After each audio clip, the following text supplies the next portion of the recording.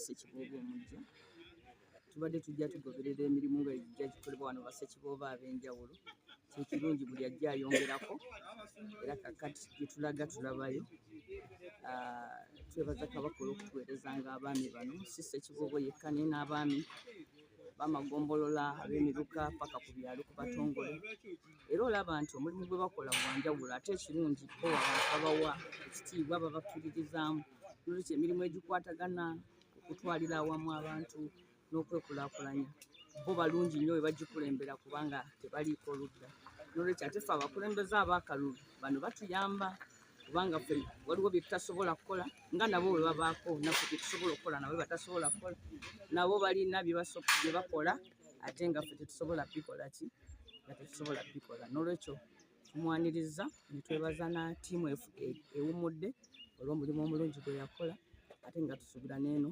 egenda tutandikira awo naye essuubi lyaffe erisinga obunene okulaba nga tufuna enkola ya federo abaami bano ne baddawo nga balina obuyinza n'ekitiibwa nga bawooza n'omusolo mu bantu nga bagabana ku ssente z'eggwanga nga bakola emirimu ekyo tukisabirira kiddewo n'ekirala disitulikiti y'e Mukono tugigamba nti ebintu ebikyabulayo ebya Kabaka ebikyali mu mikono gyaffe nga disitulikiti babikwate babizze tujja kuswala guno omulembe naddala ffe aba NUP ku lubaka lwaki mubuulira buli lunaku n'abeebuyikwe tujja kuswala nnyo ffe bwe wanaaba nga wakyaliwo ekintu kya Kabaka kyonna ne kisigala emabega ne kitakomawo ng'ate Ssaabasajja atuweereza abaami bano ate be tulaba ng'emirimu bagikwata bulungi tusaana tutwala abantu emitwalo 10 e Namboole abanaasobola okuyingira ekisaawe emitwalo 4 bayingire omukaaga tubeere ebweru awo w'ekisaawe tuwage nti tubuulirire awo tuwe ttiimu yaffe amaanyi kubanga oluvannyuma lw'emyaka 25 nga tetutuuka final Mukama bw'atuyamba n'atutuusa ku final ku luno tuteekwa tulage nti tukyetaaga abamu ku ffe gurupu nze gye ngenda okukulembera tugenda tambuza bigere tetukola n'ekyejo tugenda kusimbula wano ku ssaawa 3 ez'okumakya tutambule tuloza ssaawa zinawerera 6 nga tuli Namboole kuba tugenda mu kubo nga tusanyuka nga tujjirira tubeereyo omupiira oluggwa tujja kujja n'ekikopo kyaffe anti era nga tutambuza era bigere tukomewo Mukono awulugume nolwekyo buli muntu yenna alabe nga abeera ku mupiira ekyo ssente ze bagulamudde weewaawo nnyingi naye tezibula mukwate ate n'abataasobole kuyingira mmanyi nti bajja gufuna bulungi nnyo ku ntimbe za TV ne ku zirediyo so tuli bagumu mu ekyo nze ndowooza nti okusinziira ku bye mpulira mu kampu abaana bakoze ekimala ekisigadde gwe mukisa gwa Katonda gwagabira oyo gwayagadde era ng'engombo yaffe ey'omwaka guno wega nti Katonda yasalawo naffe tulinze luno atuwadde omukisa ng'ab'Ekyaggwe oluvannyuma lw'emyaka 25 era tuli beetegefu ogusanyukiramu n'ogwaniriza. Ssekabembe Eric Patrick Ssaabasajja bw'asiimye n'ankwasa ekisanja ekyokubiri okumulamulirako ekitongole ky'obuwangwa n'ennono mu ssaza ly'e Kyaggwe. Olwaleero olubadde lukulu mu byafaayo bya Kyaggwe nga ow'ekitiibwa Ssekibobo era nga yalamulirako Ssaabasajja Kabaka eggombolola ly'e Kyaggwe essaza ly'e Kyaggwe era ng'olwaleero tukubye ebilayiro era mu maaso g'abakama baffe ne tuwera okuweereza Ssaabasajja n'omutima gumu n'okwagala n'obumu n'obwesimbu n'amazima era nga mu nsonga zino zonna omukolo ogubaddewo olwaleero gwe gw'okuyingiza Ssekibobo mu nnono tukwebaza era tukuyozaayoza mukama waffe Ssekibobo Vincent Matovu awamu n'abamyuka bo ba Ssekibobo era Ssaabasajja bwe yasiima olwo nno mu lukiiko olwa executive bwentuulako nga ow'ebyobuwangwa n'ennono nga olwaleero tulabye bajjajja b'ebika ba Ssekibobo mwe bava nga babasigayo okulabika nti nno baweereza era n'abakyala baabwe bannammondo bannassaza nga babaddewo n'abaana ekyo nno kikulu nnyo kitegeeza ki nti obuweereza buno okuweereza ddala buviira ddala awaka era nga butandikira ddala ku musingi ebintu bino ogenda obyetegereza nti obuweereza buno obumu buva mu musaayi kati nga nze jjajja nina bajjajja basatu abafuga ku ggombolola erya buli ku Ssaabawaali n'obuweereza buno bundi mu musaayi. Era kubiriza bannakyaggwe Ssekibobo nga bw'atukuutira nga tuviira ddala ku Katikkiro waggulu okulabika nti tuteeka omulamwa gw'emmwanyi mu maaso kyekyali ekitiibwa kya Kyaggwe. Kati twongerako ebirala nga mu by'okuyiiya ebya okutumbula ebyobulambuzi mu ssaza lyaffe ery'e Kyaggwe. Mbasaba genda fulumya pulogulaamu ey'okulambula Kyaggwe era nga waliwo enteekateeka etandikira ddala ku baana abato ab'amasomero era ey'entanda y'abato etandikidde ddala mu ggombolola y'e Buyigwe. Nsaba enteekateeka eyo neebaza amasomero agawaddeyo abaana okwetaba mu ntanda y'abato era nga mu ekyo mulimu akawaayiro akalambula Kyaggwe, lambula essaza lyo, lambula Buganda. Nsaba abazungu bajja muno okulambula ensi yaffe. Kati okugeza nga wano mu ggulu wano we wali ekyafaayo ekikulu ennyo nti abazungu baali batandika okupima ettaka mu Uganda baatandikira wano owa Ssekibobo wano mu ggulu. Ekyo nno kyafaayo kinene nnyo. Embuga eno eya Ssekibobo ate yakoze ekyenjawulo, yaleese abasomesa n'abantu abali awo abalina embavu mu by'okukola. Leero Kyaggwe tusimbudde na kukola si bigambo, era twagala tusabira baffe Ssaabasajja nti eno Kyaggwe naffe tuteredde entende kuba tuwadde abantu abalonde abagenda okukolera Uganda. Nabwe kityo buuyi bwe bumu olunaku lw'omukaaga nga 2 olunaku lwa njawulo ekibangawo mu ssaza lyaffe eby'emipiira nga bwe mubadde mubiraba, naye ate Mukama leero agenda okutuwa ekyenjawulo. Tutuuse ku fayinalaali era bannabuddu nga bannakyaggwe tuli mu kuwera. Namboole egenda kuwuuma, Namboole egenda kujjula. Bannakyaggwe baaguzedde emijoozi, baaguze tiketi, kugamba twagala okulaga essaza lyaffe nti ly'amaanyi. Era njagala okutegeeza eggwanga nti leero Kyaggwe egenda kuwuuta buwusi mupiira guno era obuwanguzi tugenda kuwuzza ewaffe tujagulize wamu ne Ssekibobo waffe gutwakatuuza olunaku lwaleero. Mwebale nnyo muliro. Nalabazira mukamanya just amanya. Nze abakunga nze Daisy Sala Sonko n'abatanzi MP2B Mukono Municipality 2026 mbakoola mwena bannakyaggwe tuggweyo tulage obumu, amaanyi, obuwagizi tulabe nga tuwangula ekikopo kino ku Saturday ffenna tubeere e Namboole. Mwebale nnyo, mwebale. Sabakkirize bagira baddayo ojja kusala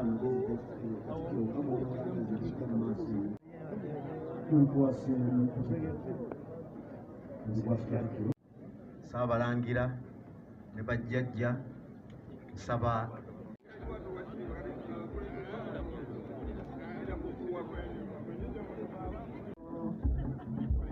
tekiwedde nsaba tuddeyo. Ababaka b'olukiiko lwa Buganda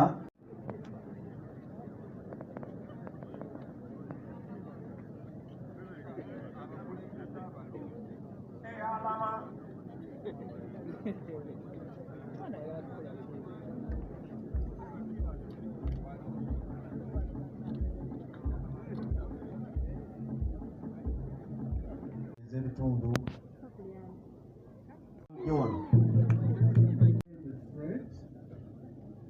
mutabani w'omugenzi Sserunjogi John Kyaggwe muzzukulu wa Grace Mbugwa Ssemakula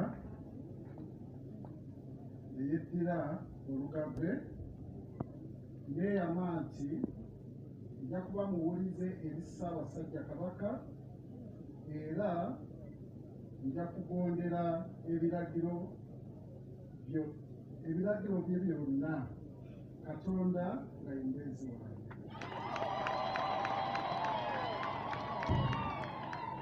Nze Katende Fred neeyama nti nja kuba muwulize eri Katikkiro wa Buganda, minisita wa gavumenti ez'ebitundu n'eri gavumenti ya Ssaabasajja Kabaka yonna, era nja kugondera ebiragiro byabwe byonna Katonda nga y'omubeezi wange. Nze Katende Fred neeyama okukuuma ebyama bya Ssaabasajja Kabaka wa Buganda n'ebya gavumenti ya Ssaabasajja Kabaka, era sigenda kufulumya kintu kyonna kiteeseddwa mu gavumenti ya Ssaabasajja Kabaka okuggyako nga maze okukkirizibwa Katikkiro oba minisita wa gavumenti ez'ebitundu w'Obwakabaka bwa Buganda. Katonda nga y'omubeezi wange.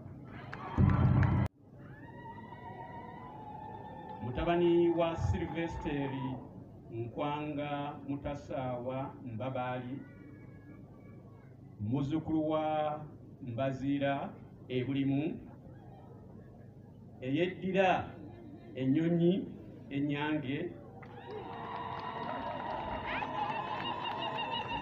neeyama nti nja kuba muwulize eri Ssaabasajja Kabaka era nja kugondera ebiragiro bye byonna. Katonda nga y'omubeezi wange.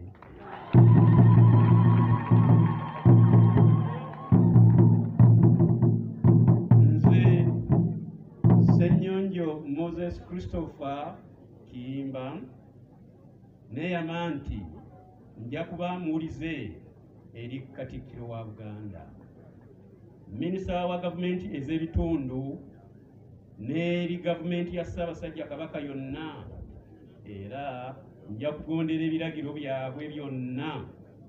Katonda nga y'omubeezi wange. Nze Ssenyonjo Moses Christopher Kiyimba neeyama okukuuma ebyama bya Ssaabasajja Kabaka wa Buganda n'ebya gavumenti ya Ssaabasajja Kabaka, era sigenda kufulumya kintu kyonna kiteeseddwako mu gavumenti ya Ssaabasajja Kabaka okuggyako nga mmaze okukkirizibwa Katikkiro oba minisita wa gavumenti ez'ebitundu mu Bwakabaka bwa Buganda. Katonda nga y'omubeezi wange.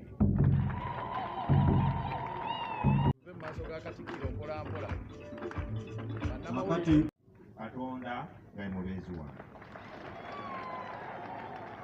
Nja kuba muwulize eri Katikkiro wa Buganda, minisita wa gavumenti ez'ebitundu ne gavumenti ya Ssaabasajja Kabaka yonna, era nja kugondera ebiragiro byabwe byonna.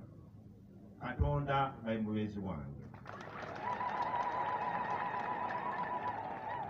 Nze Mato Vincent neeyama okukuuma ebyama bya Ssaabasajja Kabaka wa Buganda n'ebya gavumenti ya Ssaabasajja Kabaka, era sigenda kufulumya kintu kyonna kiteeseddwako mu gavumenti ya Ssaabasajja Kabaka okuggyako nga mmaze okukkirizibwa Katikkiro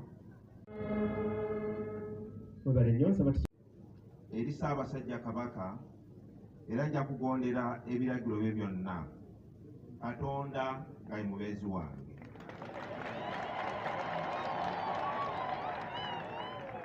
Nze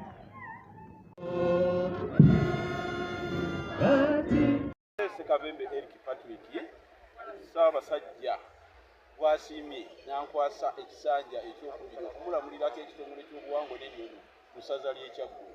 Olwaleero olubadde lukulu mu byafaayo bya Kyaggwe nga Oweekitiibwa Ssekibobo era nga yalamulirako Ssaabasajja Kabaka eggombolola ly'e Kyaggwe, essaza ly'e Kyaggwe, era ng'olwaleero tukubye ebilayiro era mu maaso g'abakama baffe ne tuwera okuweereza Ssaabasajja n'omutima gumu n'okwagala n'obumu n'obwesimbu n'amazima, era nga mu nsonga zino zonna omukolo ogubaddewo olwaleero gwe gw'okuyingiza Ssekibobo mu nnono.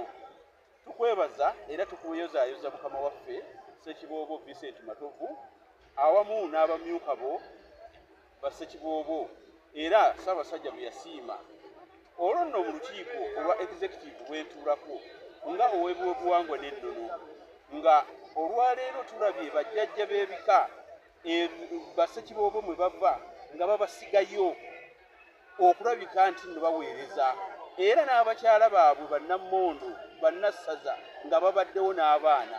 Ekyo nno kikulu nnyo, kitegeeza ki nti obuweereza buno okuweereza ddala buviira ddala awaka era nga butandikira ddala ku musingi. Ebintu bino ogenda obyetegereza nti obuweereza buno obumu buva mu musaayi. Kati nganze nina bajjajja basatu abaafuga ku ggombolola erya Bwiko Ssaabawaali n'obuweereza buno bundi mu musaayi. Era kubiriza bannakyaggwe Ssekibobo nga bwatukuutira nga tuviira ddala ku Katikkiro waggulu okulabika nti tuteeka omulamwa gw'emmwanyi mu maaso kyekyali ekitiibwa kya Kyaggwe. Kati twongerako ebirala nga mu by'okuyiiya ebya okutumbula ebyobulambuzi mu ssaza lyaffe ery'Ekyaggwe. Mbasaba ngenda fulumya pulogulaamu ey'okulambula Kyaggwe era nga waliwo enteekateeka etandikira ddala ku baana abato ab'amasomero era ey'entanda y'abato etandikidde ddala mu ggombolola y'Ebuyigwe. Nsaba enteekateeka eyo neebaza amasomero agawaddeyo abaana okwetaba mu ntanda y'abato era nga mu ekyo mulimu akawaayiro akalambula Kyaggwe, lambula essaza lyo, lambula Buganda. Nsaba abazungu bajja muno okulambula ensi yaffe. Kati okugeza nga wano mu ggulu wano we wali ekyafaayo ekikulu ennyo nti abazungu baali batandika okupima ettaka mu Uganda batandikira wano owa Ssekibobo wano mu ggulu. Ekyo nno kyafaayo kinene nnyo. Embuga eno yasseeyo Ekibobo eri Ssaabasajja Kabaka era nja kugondera ebiragiro bye byonna. Katonda nga ye mubeezi wange.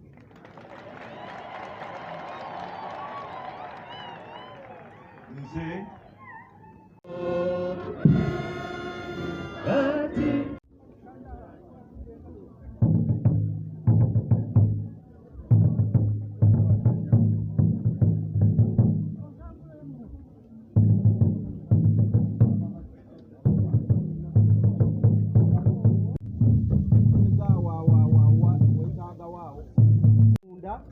era bwe tumaliriza ekifaananyi kino nga ffe tugenda